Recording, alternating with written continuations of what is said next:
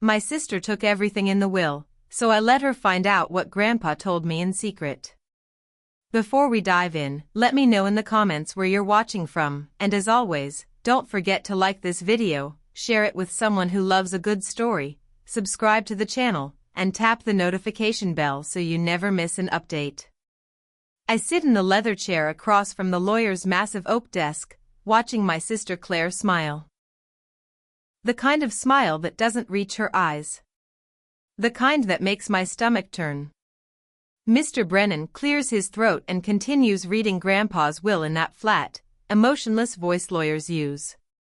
To my granddaughter Claire Marie Harrison, I leave the family vineyard property, including all buildings, equipment, and land holdings.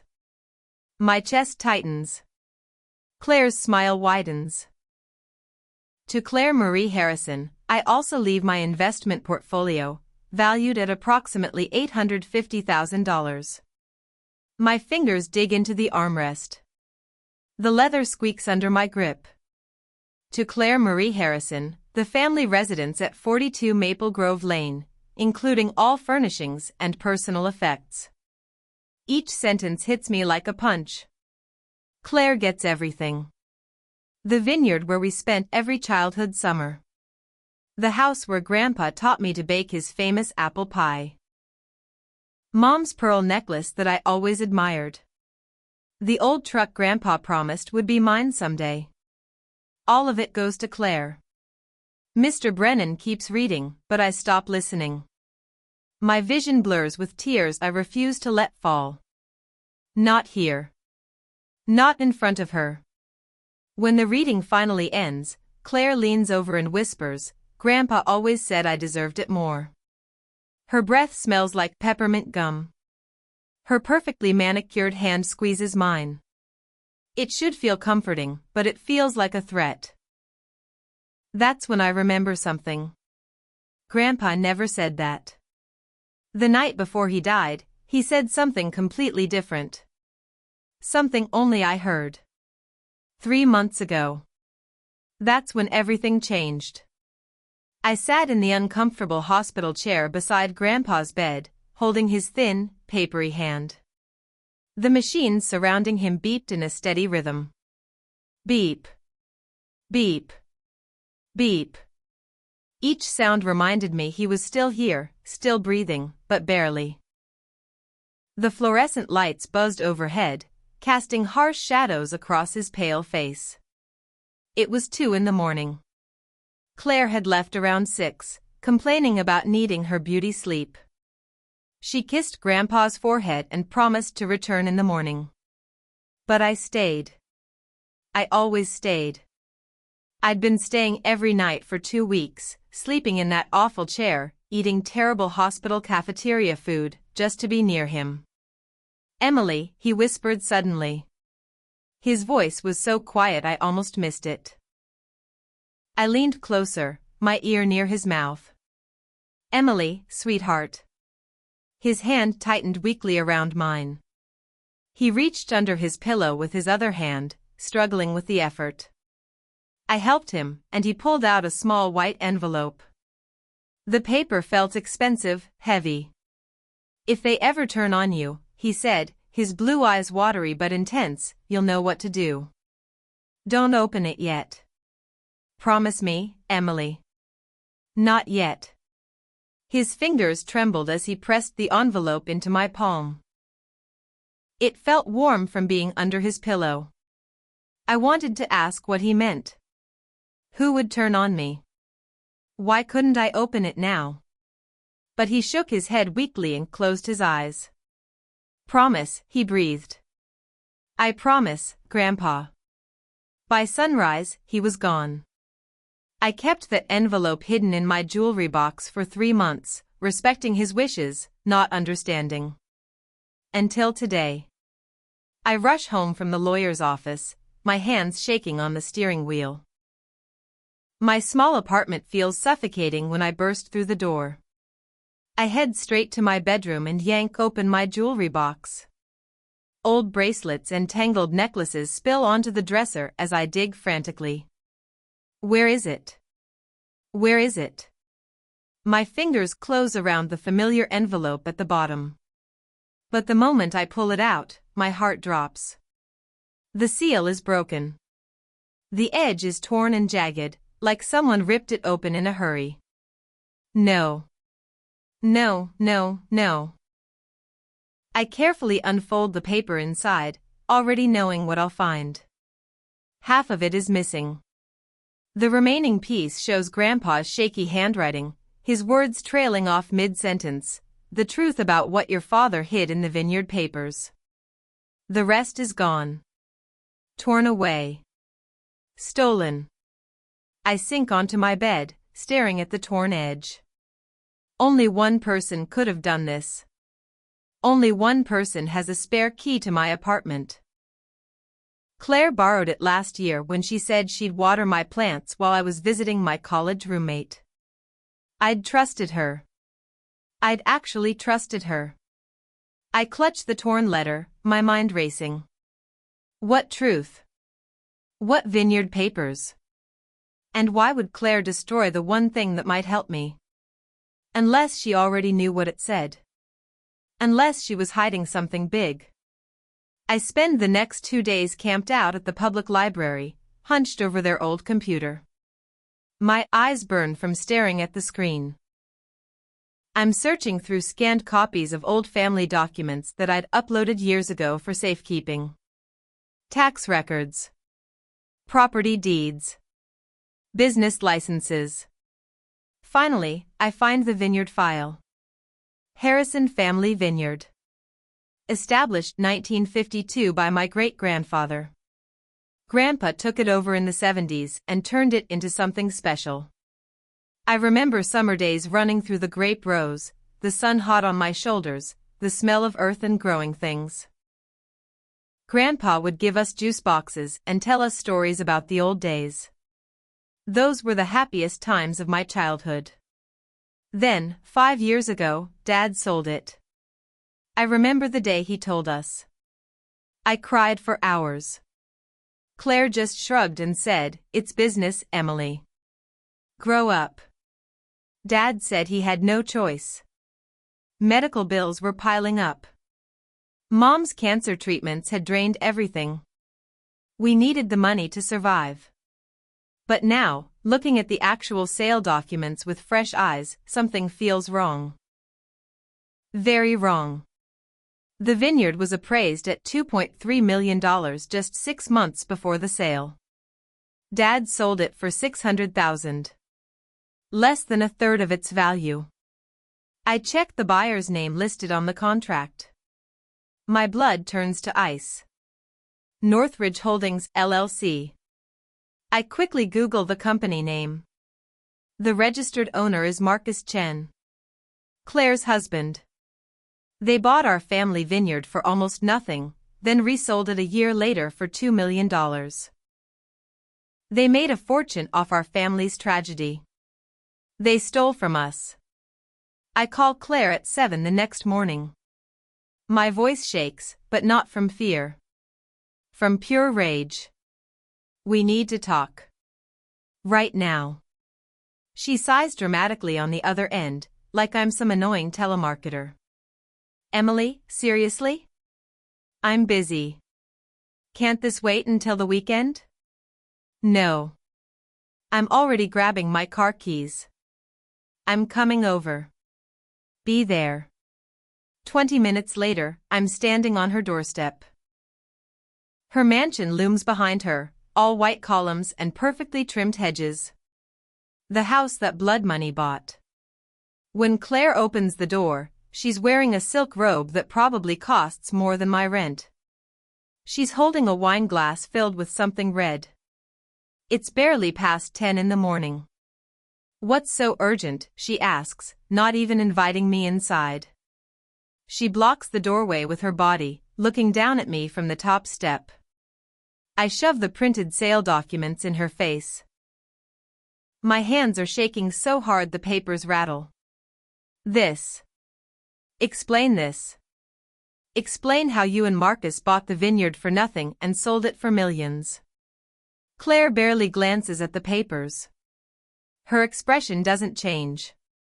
Then, slowly, she smiles. Dad was drowning in debt, Emily. Hospital bills, credit cards, property taxes. Everything was falling apart. I handled it. I saved the family from complete ruin. By stealing from us? My voice cracks. By being smart. She says it so calmly, like she's explaining something to a child. You were too emotional to make hard choices.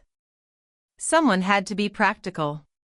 She says emotional like it's a curse word, like it's something disgusting. You stole our family's legacy, I whisper. She laughs. Actually laughs. I saved us. You're welcome. Then she steps back and closes the door in my face. Click. I stand there on her perfect porch, shaking with rage and shock. Grandpa was right. She did turn on me.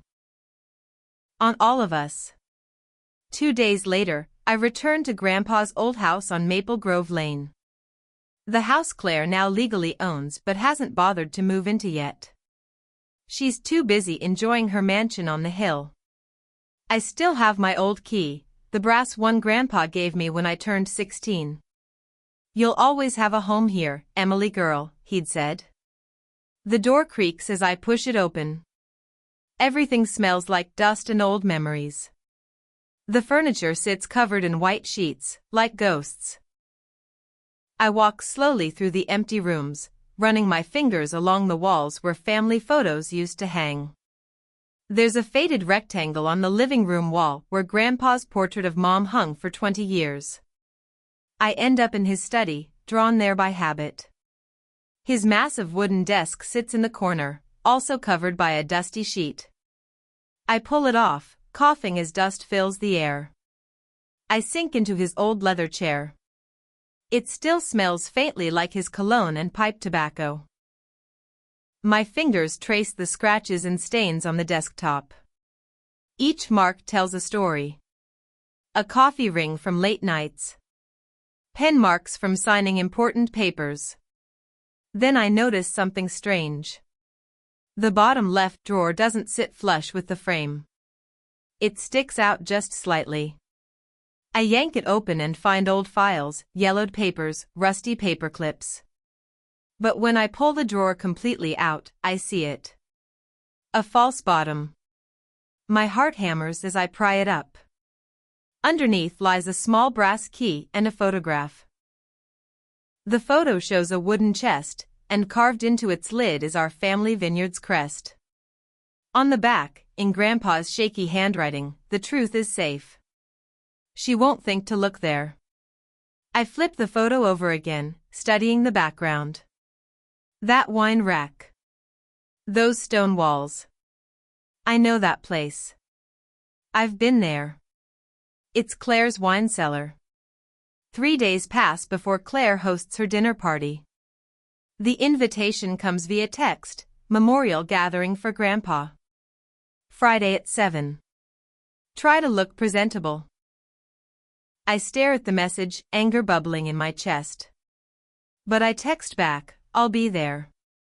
I have a plan now. Friday evening, I arrive wearing my simple black dress, the one I save for job interviews.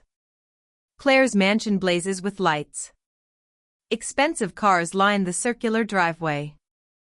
A valet actually tries to take my keys, but I wave him off. Inside, the house is packed with people I don't know. Business partners. Society friends. People who never visited Grandpa when he was alive but showed up to look good. Claire greets me at the door with air kisses and fake warmth. Emily. I'm so glad you could make it. You look nice. The pause before nice says everything. Her own dress probably costs what I make in a month. I smile tightly and move into the crowd. Marcus stands near the bar, already on his third drink. I watch him. Every time someone mentions the vineyard or asks about the family business, his eyes dart around nervously. His hand shakes slightly as he raises his glass. Guilty people always look guilty if you know what to watch for. I drift through the rooms, making small talk, waiting. Then I see it. The door to the wine cellar, tucked behind a potted plant. It's slightly ajar. I glance around. Everyone's distracted by the hors d'oeuvres and champagne. I slip through the door and descend the wooden stairs, my heart pounding so loud I'm sure someone will hear it. The wine cellar smells like oak and earth. Bottles line the walls from floor to ceiling. And there, behind a rack in the far corner, is the wooden chest from the photo. The vineyard crest gleams even in the dim light. I pull it forward, my hands trembling. The chest isn't locked.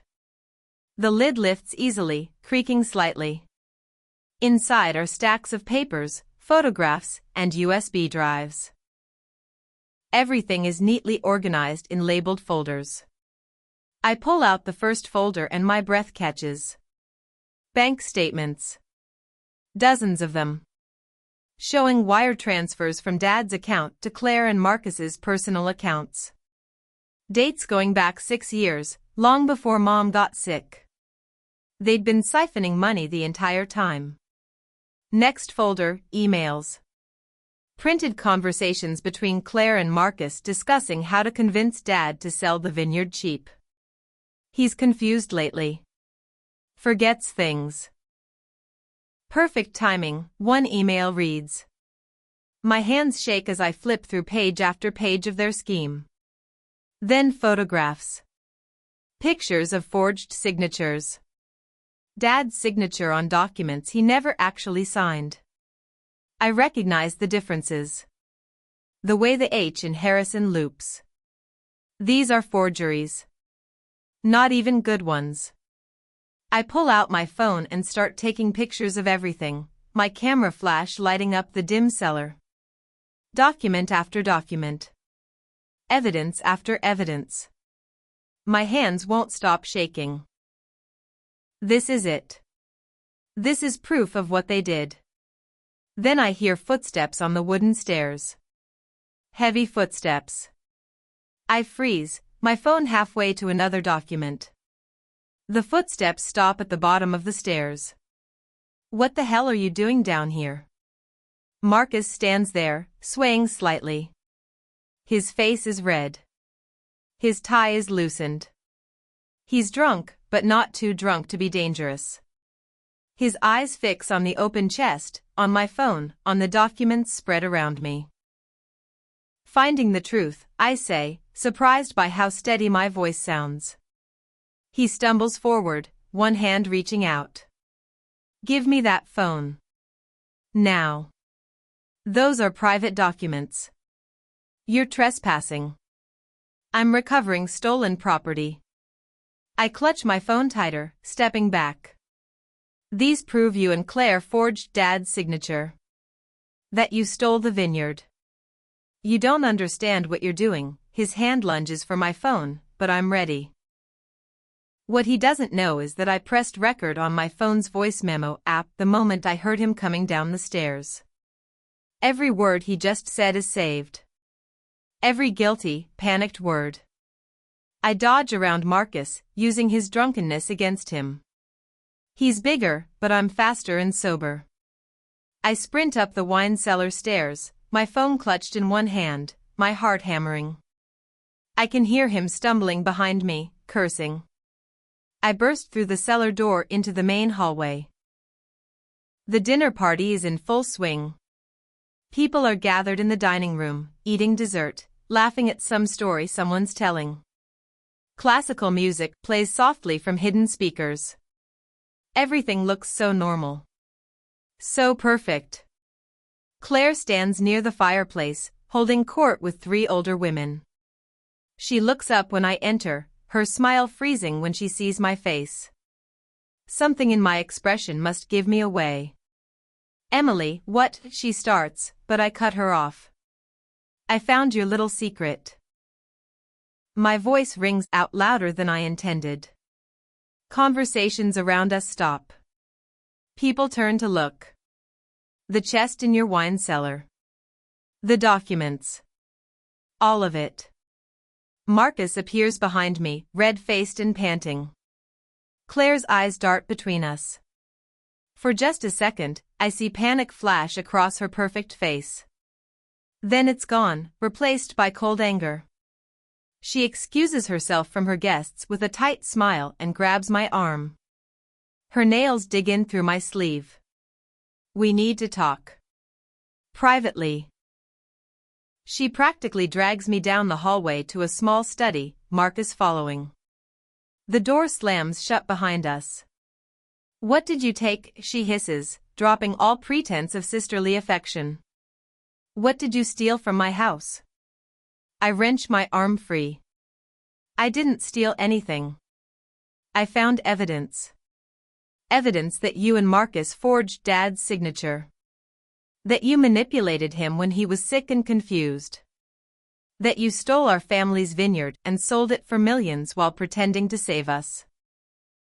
Claire stares at me. Her jaw clenches. Her hands ball into fists. I wait for the denial, the excuses, maybe even an apology. Instead, she starts laughing.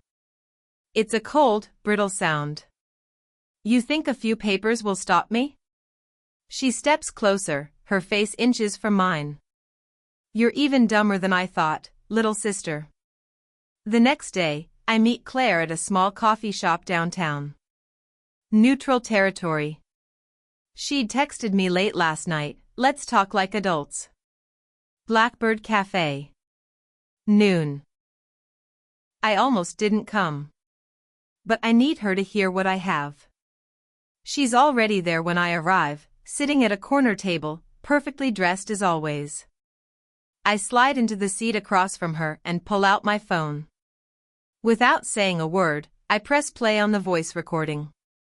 Marcus's slurred voice fills the space between us. "Those are private documents. You're trespassing. You don't understand what you're doing. Give me that phone." His panic is obvious. His guilt is obvious. Claire's coffee cup trembles slightly in her hand. I watch her face carefully. The mask cracks for just a moment. I see fear flicker in her eyes. I think maybe, finally, she'll admit what she did. Maybe she'll apologize. Maybe we can fix this somehow. Then her expression hardens. She leans forward across the table, her voice dropping to barely above a whisper. "You think this is enough to stop me?" I blink, confused. "What?" She pulls out her own phone and shows me a real estate listing. My stomach drops. It's Grandpa's house. The family home on Maple Grove Lane. Listed for sale. "Going on the market next week," she says calmly. "I'm selling everything. The house, the furniture, all of it.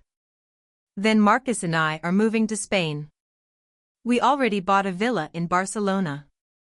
"You can't," I start, but she cuts me off.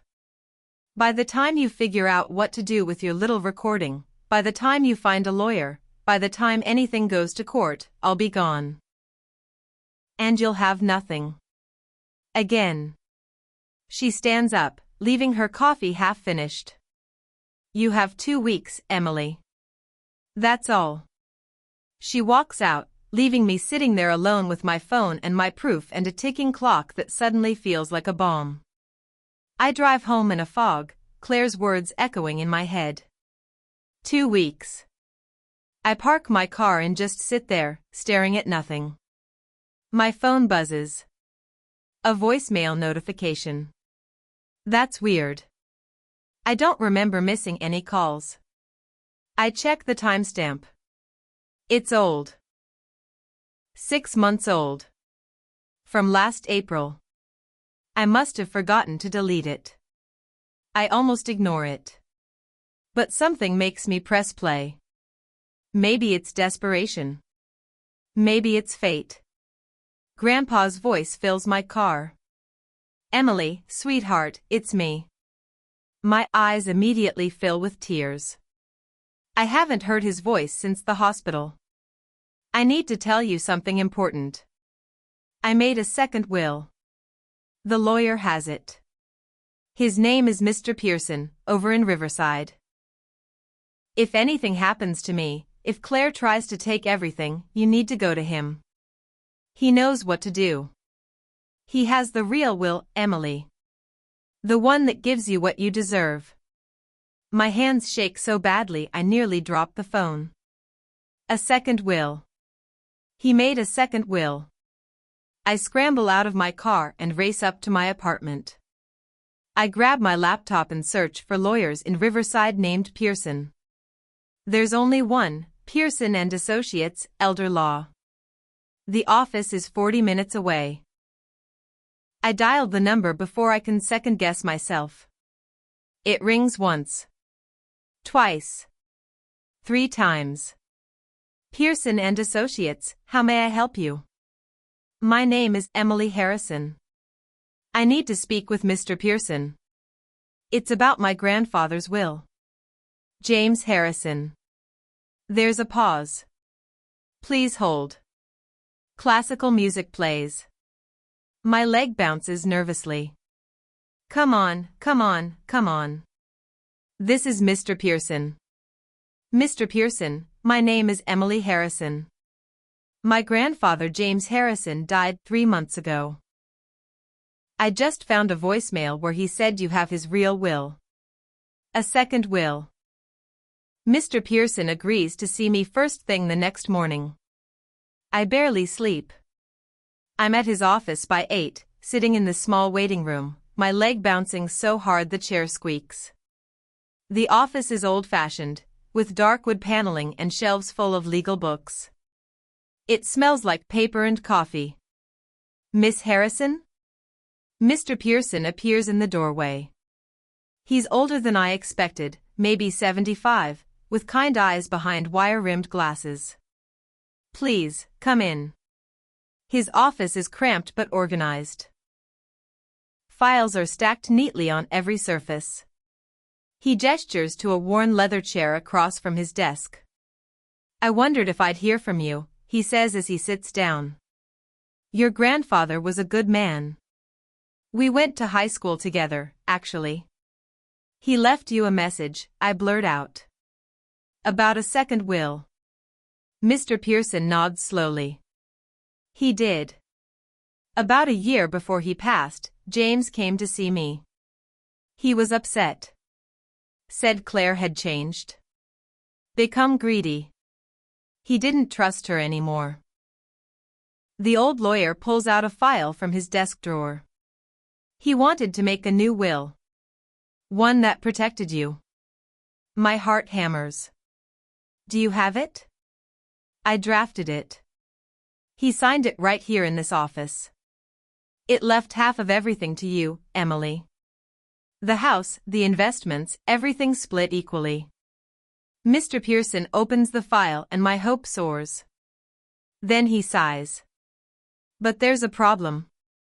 My stomach drops. What problem?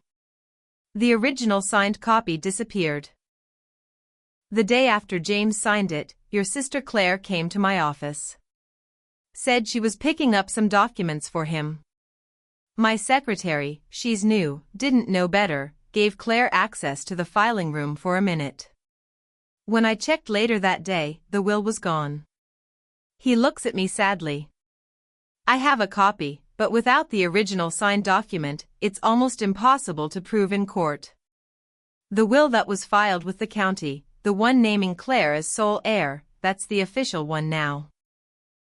I slump in my chair, feeling like someone punched all the air from my lungs. So I have nothing. Not nothing, Mr. Pearson says gently. But an uphill battle. I want to hear your thoughts so far. Drop a comment below telling me what you would have done in Emily's situation, and if you're enjoying the story, hit like, share it with a friend, and subscribe. Don't forget to turn on the notification bell so you don't miss the next twist. I spend the next 3 days like a woman possessed. I barely eat. I barely sleep. My apartment floor is covered in papers, documents, printouts. I'm creating a timeline of Claire's lies. every manipulation, every forged signature, every stolen dollar. It starts 6 years ago, right after Claire married Marcus. Suddenly, Dad's medical bills skyrocketed. Except I checked the hospital records, Mom's treatment actually cost less than expected because of her insurance. So where did all the money go? Into Claire and Marcus's accounts. They fabricated bills, forged invoices, created a financial emergency that didn't exist. Then, when Dad was at his sickest, confused from his own medications, they convinced him to sell the vineyard. It's the only way, Dad. We'll lose everything if we don't. But it was a lie. The entire crisis was manufactured. I print everything. I organize it into folders. I make copies of copies. Then I start making calls. First, I call the county recorder's office. The woman on the phone is helpful. She pulls up the vineyard sale. Yes, I see the transfer here. Signed by James Harrison and Thomas Harrison. Dad and Grandpa. Except Grandpa died 2 years before that sale went through. That's impossible, I say. My grandfather was already dead. Oh my. There's clicking of keys. You might want to report this. That sounds like fraud. Next, I call Dad's doctor. I confirm his treatment timeline. He wasn't nearly as confused as Claire claimed. Your father was sharp until about the last 6 months, the doctor tells me. Before that, he was completely capable of managing his affairs. By the end of day 3, I have everything. A clear picture of exactly how Claire stole our family's legacy. Now I just need to expose her. Legally. Publicly. In a way she can't escape. I decide to call in help from someone who knew Grandpa well. Someone who might have information I'm missing. I find Mr. Hayes's number in Grandpa's old address book. Gerald Hayes. He was Grandpa's accountant for 30 years. I remember him from childhood, a quiet man with a gentle smile who always brought me butterscotch candies when he visited. He answers on the second ring. Hayes speaking. Mr. Hayes, this is Emily Harrison. James Harrison's granddaughter. There's a long pause. Emily. I wondered if you'd call. We agree to meet for lunch at a diner near his house. He's retired now, living in a small apartment in the suburbs. When I arrive, he's already there, sitting in a corner booth. He looks older than I remember, his hair completely white, but his eyes are still kind. I'm sorry about your grandfather, he says as I slide into the booth. He was a good man. We order sandwiches. Then I lay it all out. The vineyard sale. The forged signatures. The stolen money. I watch Mr. Hayes's face grow pale. I knew something was wrong, he finally says. 3 years ago, Claire came to me. She wanted me to hide certain transactions. Move money between accounts to avoid taxes. I refused at first. It didn't feel right. But she said your father had approved everything. She showed me his signature on authorization forms. Were they forged? I didn't know at the time. I trusted her. He looks down at his hands. Your grandfather found out. He was furious. He fired me. That's why I retired early. I was so ashamed. Will you testify? I ask. Will you help me prove what she did? Mr. Hayes is quiet for a long moment. Then he looks up at me, and I see determination in his old eyes. Yes. I will. But Emily, you need to be careful. Your sister is desperate. And desperate people do dangerous things. He's right. As if to prove his point, my phone buzzes with a text from an unknown number. Stop digging, or you'll regret it. I try to ignore the threatening text, but it's hard. I keep checking my phone, expecting more messages. That night, I barely sleep. Every sound in my apartment makes me jump. The next morning, I drag myself out of bed and head down to my car in the parking lot. All 4 tires are slashed. I stand there, staring at my destroyed car, my hands shaking. Deep cuts in the rubber. Someone did this on purpose. Someone wants to scare me. Tucked under my windshield wiper is a note, the paper already damp from morning dew. I unfold it with trembling fingers. Final warning. That's all it says. Printed in plain black text. No signature. But I know who sent it. Claire. Or Marcus. Or someone they hired. I pull out my phone and dial 911. The police come. They take pictures, write a report. Any idea who might have done this? The officer asks. I almost tell him everything. About Claire, about the threats. But what proof do I have? A text from an unknown number? They'd probably think I'm paranoid. No, I say instead. No idea. After they leave, I call a tow truck and arrange for new tires. It costs money I don't really have. I'm running low on savings. But I don't care about the money anymore. I care about the principle. About justice. That afternoon, I sit in my apartment, staring at my wall of evidence. Claire thinks she can scare me into backing down. She thinks I'll just go away quietly, like I always have. The quiet little sister who never makes waves. Who takes whatever they give her and says thank you. Not anymore. I start planning my final move. The one that will expose everything. The one Claire will never see coming. 2 weeks after Claire's warning, the invitation arrives. Thick cream-colored paper.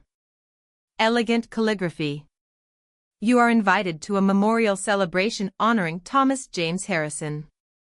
Dad. Claire is hosting a memorial banquet. At a fancy hotel. With 200 guests. I stare at the invitation. This isn't about honoring Dad. This is about image. Claire wants everyone to see her as the devoted daughter. The one who stayed. The one who cared. It's all performance. Perfect. I RSVP yes. The day of the memorial, I stand in front of my closet. I choose my simple black dress again. Nothing fancy. But I add one thing, Grandpa's old watch. It's too big for my wrist, hanging loose even on the tightest setting. But I don't care. What Claire doesn't know is that Grandpa loved gadgets. When I was 12, he showed me this watch. See this, Emily girl? He'd unscrewed the back plate. Inside was a tiny hollow compartment. A jeweler friend of mine made it special. You can hide important things in here. Secrets. He'd winked at me. Last week, I took the watch to a tech repair shop. They retrieved the old compartment and installed a micro SD card loaded with scanned copies of Mr. Pearson's will, the forged signatures, the bank statements, everything. Now, everything I need is hidden on my wrist. I arrive at the hotel at 6. The ballroom is beautiful. Round tables with white tablecloths. Centerpieces of white lilies. A projector screen at the front showing a slideshow of Dad's life. Classical music plays softly. Everyone is dressed in expensive black. They hold cocktails and talk in hushed voices. Claire stands near the front, greeting people like royalty. She looks perfect. Hair styled. Makeup flawless. Designer dress. When she sees me, she smiles. It doesn't reach her eyes. The ceremony begins. Various people speak about Dad. business partners, old friends. Then Claire takes the stage. She gives a long speech about family, about legacy, about how much Dad meant to her. People dab their eyes. She's so convincing. So believable. When she finishes, there's applause. She starts to step down from the small stage. That's when I stand up. I have something to add, I say loudly. My voice echoes through the ballroom. The room goes completely silent. 200 faces turn to stare at me. Claire's smile freezes on her face. She's still standing on the stage, one hand gripping the podium. Emily, this really isn't the time. It's exactly the time. I walk toward the front, my heels clicking on the marble floor. My heart hammers so hard I can barely breathe. But I don't stop. Everyone here knew Grandpa. You knew he was honest. Fair. He loved his family more than anything. I reach the front and pull out my phone. My hands shake as I connect it to the projector system. The hotel staff had set it up for Claire's slideshow. Now it's mine. Grandpa would never cut his own granddaughter completely out of his will without a reason. So I want you all to hear something. I press play. Grandpa's voice fills the ballroom through the speakers. Emily, sweetheart, it's me. I need to tell you something important. I made a second will. The lawyer has it. If anything happens to me, if Claire tries to take everything, you need to go to him. His name is Mr. Pearson. He knows what to do. Gasps ripple through the crowd. People lean forward. Claire's face goes white. She grips the podium so hard her knuckles turn white. That's fake, she says, but her voice shakes. Emily edited that, she's lying. I have the lawyer here. Mr. Pearson stands up from his seat near the back. All heads turn. I'm Harold Pearson. I drafted James Harrison's second will. I can verify everything. Claire looks like she might pass out. Marcus, sitting at the front table, looks like he wants to run. His face is red. Sweat beads on his forehead. I pull up the next file on the projector. And I have more. Bank statements showing how Claire and Marcus stole money from Dad's accounts. Forged signatures on the vineyard sale. Emails where they planned everything. The projection screen lights up with evidence. Page after page. Date after date. The room erupts in whispers. People pull out their phones to record. Claire tries to speak, but nothing comes out. This is private, she finally shouts. You can't, you have no right. I have every right, I say calmly. This is my family too. And you stole from all of us. The projector cycles through document after document. Forged signatures. Wire transfers. Emails between Claire and Marcus discussing how to manipulate Dad. One email appears on screen, he's getting more confused every day. Perfect timing to push the sale through. The room is dead silent now. No one touches their drinks. No one moves. They just stare at the screen, watching Claire's perfect image crumble in real time. Someone in the crowd is definitely recording on their phone. This will be all over social media by midnight. Claire's face cycles through emotions. White with shock. Red with rage. Then she tries damage control. Everyone, please, this is a misunderstanding. Emily is upset about the will. She's twisting everything. But before she can finish, Marcus suddenly stands up. He looks panicked, his eyes darting to the exits. Then he bolts. Just runs straight for the ballroom doors, shoving past chairs and guests. He doesn't make it far. 2 police officers step into the doorway, blocking his path. I'd called them an hour ago, given them copies of everything, explained the fraud charges. They'd agreed to come, to listen, to see the evidence presented publicly. Sir, we need you to come with us. The taller officer pulls out handcuffs. We have questions about fraud, forgery, and identity theft. Marcus tries to pull away. I didn't, she made me, he's babbling now, pointing at Claire. It was her idea. All of it. She forged the signatures. Don't say anything. Claire screams from the stage. Marcus, shut up. Don't say another word. But it's too late. The officers have him.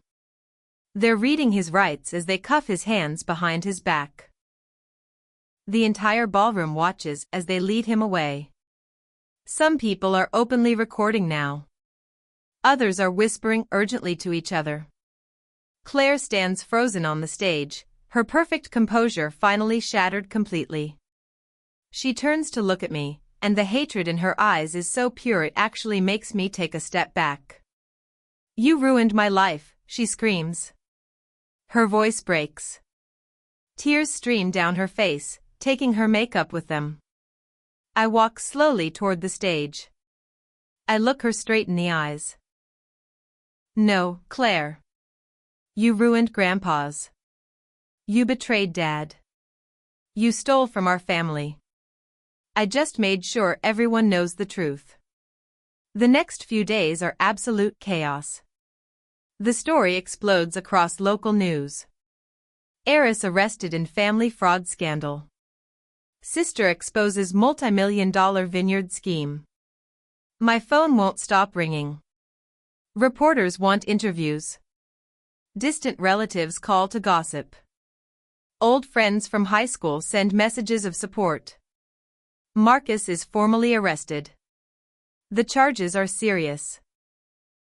Fraud, forgery, identity theft. He might go to prison for years. Claire isn't arrested yet, but she's under investigation. The police are still building their case, but they told me it looks bad for her. Their bank accounts are frozen while the investigation continues. The mansion on the hill? The court might seize it to repay their victims, which includes Dad's estate. Everything Claire built on lies is collapsing. Meanwhile, the family court appoints me as temporary conservator of Dad's estate. It's overwhelming. There are accounts I didn't know about. Properties I never knew Dad owned. A safety deposit box full of old bonds. I have to sort through everything, categorize it, protect it. Mr. Hayes helps me navigate the financial mess. Mr. Pearson handles the legal side. Together, we start to untangle years of Claire's manipulations. One evening, I'm sitting in Grandpa's study. The house is technically mine now, temporarily at least, when I notice something odd about his old watch. I'm looking at it under the desk lamp when I see a tiny seam on the backplate that I'd missed before. It's so small I almost overlooked it. I carefully pry it open with a tiny screwdriver from Grandpa's desk drawer. The false compartment comes loose, and inside is a piece of paper, folded so small it's barely larger than a postage stamp. My hands shake as I unfold it. It's a letter. From Grandpa. The letter is written in Grandpa's shaky handwriting, the ink slightly faded. I have to squint to read it in the dim study light. Emily, my dear girl. If you're reading this, it means you found the truth. It means you were strong enough to stand up to Claire. I'm proud of you. I always knew you had steel in your spine, even when you thought you didn't. I've known for years that Claire was changing. Becoming greedy. Becoming someone I didn't recognize. At first, I tried to deny it. She's my granddaughter. I loved her. But I couldn't ignore the signs forever. The lies. The manipulations. The way she looked at your father's money like a vulture circling prey. I set up protections. The second will. The trust for the vineyard land. The hidden documents. I did it all to protect you, Emily. Because you're the one who truly cares about this family. You're the one with integrity. Claire will fight you. She'll threaten you. She might even hate you. But don't back down. The truth is worth fighting for. There's one more thing you should know. The vineyard land? The actual soil and vines, not just the business. I placed it in a trust before I died. The sale Claire arranged only transferred business operations. The land itself is held in a trust with your name on it. She never owned it. She can't touch it. Rebuild what we lost, Emily girl. Make the vineyard live again. That's my final wish. With love, Grandpa. I read the letter 3 times, tears streaming down my face. The land is mine. The vineyard is mine. Claire never actually owned it. Even in death, Grandpa was protecting me. I immediately search for the trust documents. After 2 hours of digging through files in Grandpa's study, I find them in a locked drawer. He'd hidden the key inside an old book on his shelf, The Grapes of Wrath, naturally. The trust document is clear. Harrison Family Vineyard Land Trust. Sole beneficiary, Emily Charlotte Harrison. The land, all 60 acres of grapevines and hillside, belongs to me. Has always belonged to me. The sale Claire arranged 5 years ago only sold the business name, equipment, and buildings. Not the actual land. I lean back in Grandpa's chair, stunned. All this time, the vineyard was mine. I just didn't know it. The next morning, I call Mr. Pearson and Mr. Hayes. We meet at Mr. Pearson's office to review the trust documents. Both men read through the pages carefully, checking every clause, every signature. This is ironclad, Mr. Pearson finally says, looking up at me over his glasses. Your grandfather set this up about 5 years ago, right before your father got sick. He must have suspected what Claire might do. But why didn't he tell me? I ask. He probably thought he had more time, Mr. Hayes says gently. He probably planned to explain everything to you properly, when you were ready. Then he got sick so quickly. I nod, understanding. Grandpa had tried. That's why he gave me the envelope in the hospital. That's why he made the voicemail. He was trying to guide me to the truth, even knowing he might not be there to explain it himself. So what happens now? I ask. Now, Mr. Pearson says with a small smile, you take back what's yours. 3 days later, I drive out to the vineyard for the first time in 5 years. The gate is chained shut, but I have the legal documents now. I have the right to be here. I cut the chain with bolt cutters and push the gate open. The vineyard is overgrown. Weeds choke the rows of vines. The old barn leans dangerously to one side. Some of the vines are dead, but many are still alive, just neglected. The main house, the one where Grandpa's father lived when he first planted these grapes, is boarded up, windows broken. But it's still beautiful. The hills roll green and gold in the afternoon sun. The mountains rise purple in the distance. The air smells clean and fresh, with just a hint of earth and growing things. I walk slowly through the rows of vines, touching the gnarled trunks. Some are as thick as my leg, decades old. We're home, I whisper to the empty vineyard. We're finally home. That's when I hear footsteps behind me. I spin around, heart pounding. An old man in a flannel shirt stands near the barn, watching me. He's probably in his 70s, with weathered skin and kind eyes. He holds a white envelope in one hand. You must be Emily, he says. His voice is gruff but not unfriendly. Who are you? My hand instinctively goes to my phone in my pocket. Name's Joe Ramirez. I worked this vineyard for 40 years. Started when your great-grandfather was still alive. Worked with your grandpa right up until he died. He takes a few steps closer. He told me you'd come eventually. Made me promise to wait for you. To give you this when you returned. He holds out the envelope. I take it carefully. It's sealed with red wax, stamped with the Harrison family crest. My hands shake as I break the seal. Inside is a hand-drawn map. Grandpa's shaky handwriting labels different areas of the vineyard. The barn. The main house. The grape rows. And near the old stone well in the corner of the property, there's a large X with a note, dig here. You'll understand everything. What is this? I ask Joe. He smiles. Your grandfather buried something there about 6 months before he died. Told me it was important. Told me you'd know what to do with it when you found it. Joe helps me locate the exact spot. We get shovels from the barn, rusty but still functional. The ground is hard, and it takes us almost 30 minutes of digging before we hear a metallic clank. We've hit something. We carefully excavate around it. A metal box, about the size of a small suitcase, buried 3 feet down. We pull it out and I brush the dirt away. No lock, just a simple latch. I open it. Inside are old family photos.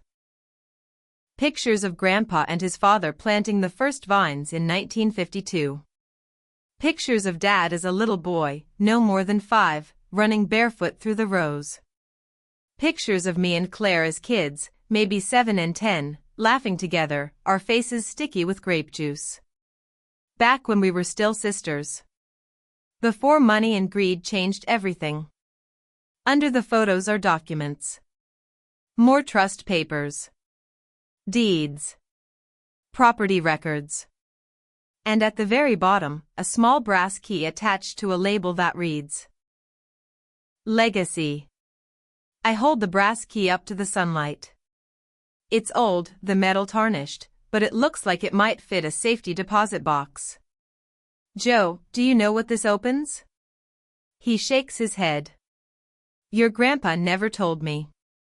Just said you'd figure it out when the time was right. I think for a moment. The key has a number engraved on it, 217. And a bank name, First National. That's the bank in town where Grandpa kept his accounts. I thank Joe and promise to return soon to discuss the vineyard's future. Then I drive straight to the bank.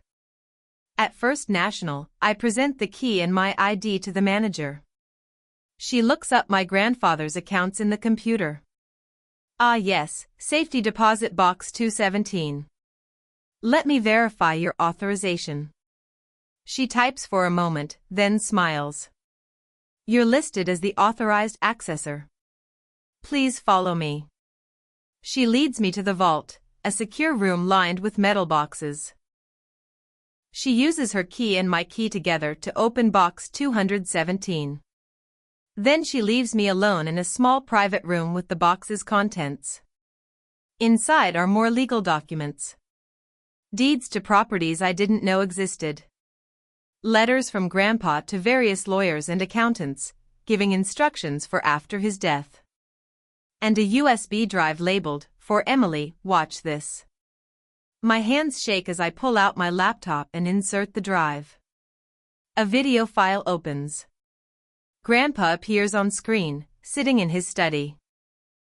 The timestamp shows it was recorded about 8 months before he died. Emily, sweetheart, his voice comes through my speakers. I immediately start crying. If you're watching this, it means you fought for the truth. It means you didn't let Claire bully you into backing down. I'm so proud of you. He explains everything. How he'd watched Claire change over the years.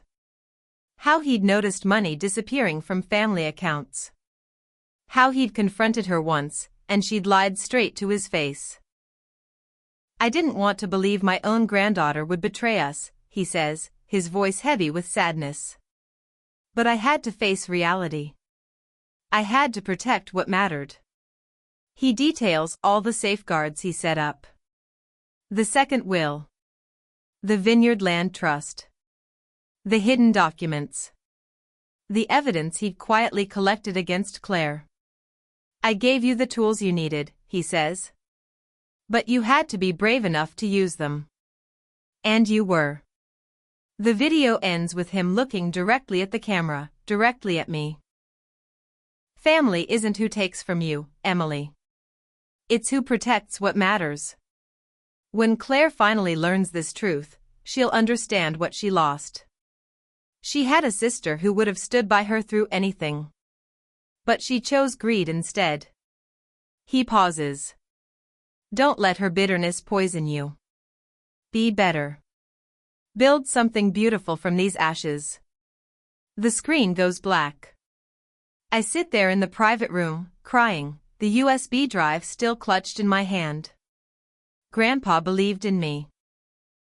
Even when I didn't believe in myself. Over the next month, I throw myself into restoring the vineyard. Joe agrees to come out of retirement to help me. This place needs the Harrison touch again, he says. We hire a crew to repair the barn, fix the irrigation system, treat the vines. It's expensive. I have to use money from the estate, but Mr. Pearson assures me it's legal and appropriate. The vineyard slowly comes back to life. The weeds are cleared. The vines are pruned properly. The old house gets a new roof. It's hard work, but it feels right. I spend my days outside, dirt under my fingernails, sun on my face, surrounded by the smell of earth and grapes. Meanwhile, Claire's situation gets worse. Marcus pleads guilty to fraud charges and testifies against Claire in exchange for a reduced sentence. He admits everything, the forged signatures, the manipulated accounts, the fake medical bills. With his testimony, the prosecution builds an ironclad case against Claire. She's formally arrested and charged with fraud, identity theft, forgery, and elder abuse. The trial is set for 6 months from now. Her lawyer tries to arrange a plea deal, but the prosecutor isn't interested. There's too much evidence. Too many victims. The mansion is seized by the court. Claire's bank accounts remain frozen. She's released on bail but has to stay in the county. She moves into a small apartment, a far cry from her previous life of luxury. I don't hear from her directly. Not a call. Not a text. Nothing. Until one afternoon, about 2 months after the memorial banquet, she shows up at the vineyard. I'm working in the field when I see her car pull up. My stomach drops. I consider calling the police. She's not supposed to contact me as part of her bail conditions. But something makes me wait. Claire gets out of her car slowly. She looks terrible. Her hair is unwashed and pulled back in a messy bun. She's wearing jeans and a plain t-shirt. No designer labels in sight. Dark circles under her eyes suggest she hasn't been sleeping. She walks toward me hesitantly, like she's afraid I'll run. What do you want? I ask, keeping my distance. My hand is near my phone, ready to call for help if I need to. I need to talk to you, she says. Her voice is small. I've never heard her sound like this. Please, Emily. Just 5 minutes. We stand there in the vineyard, 15 feet apart, the vines stretching around us. Claire looks at the ground, her hands twisting together nervously. I'm going to prison, she finally says. My lawyer says it's inevitable. Probably 5 to 10 years. I know, I say quietly. I don't feel triumphant. Just sad. Everyone hates me. Mom's friends, Dad's colleagues, everyone in town. They all know what I did. She looks up at me, and her eyes are red from crying. Why didn't you just destroy me completely? You had the evidence. You could have made sure I never got out of prison. But you didn't. I think about her question. Because that's not what Grandpa would have wanted. He didn't want revenge. He wanted truth. I'm sorry, she whispers. I'm sorry for everything. For the will. For stealing the vineyard. For being so cruel to you all these years. Tears stream down her face. I was jealous of you. You were always Grandpa's favorite. You were always so good, so kind. I thought if I had money, if I had success, I'd finally be enough. But I was never enough. I feel tears in my own eyes. You could have been, Claire. If you'd just been yourself. If you'd just been honest. I know, she sobs. I know that now. But it's too late. We stand in silence for a moment. Then she asks, do you hate me? I think about it. Really think about it. No, I finally say. I don't hate you. I'm angry. I'm hurt. But I don't hate you. You're still my sister. But I don't trust you. And I don't know if I ever will again. She nods, accepting this. Can I ask you one thing? What? Take care of this place. She gestures to the vineyard around us. Make it beautiful again. Make Grandpa proud. Then, without waiting for an answer, she turns and walks back to her car. I watch her drive away, feeling a strange mix of emotions. Relief. Sadness. Closure, maybe. 3 months later, the vineyard has its grand reopening. I name it Harrison Legacy Wines. The label features a photo of Grandpa standing in these same fields, smiling, holding a glass of wine up to the sun. Joe and I have worked non-stop to restore the place. We've hired a small staff. We've bottled our first batch from the surviving old vines. The opening day is beautiful. Sunny and warm. People from town come to support the vineyard's revival. Mr. Pearson is there. Mr. Hayes. Old friends of Grandpa's who remember the original vineyard. Even some reporters show up to cover the feel-good story. I stand on the porch of the old house, looking out over the rows of healthy vines, the barn with its fresh coat of red paint, the tasting room full of happy visitors. I'm holding a bottle of our first vintage. I open it slowly, savoring the moment. The cork pops. I pour a glass of deep red wine. It smells like earth and summer and home. I raise the glass toward the sky, toward wherever Grandpa is now. This is for you, I whisper. We did it. We brought it back. The wine tastes like victory. Like justice. Like family. Like home. Thanks for listening. Before you go, tell me in the comments where you're watching from, and share your favorite moment in the story. Remember to like, share, and subscribe, and turn on the notification bell so you're first to catch the next story.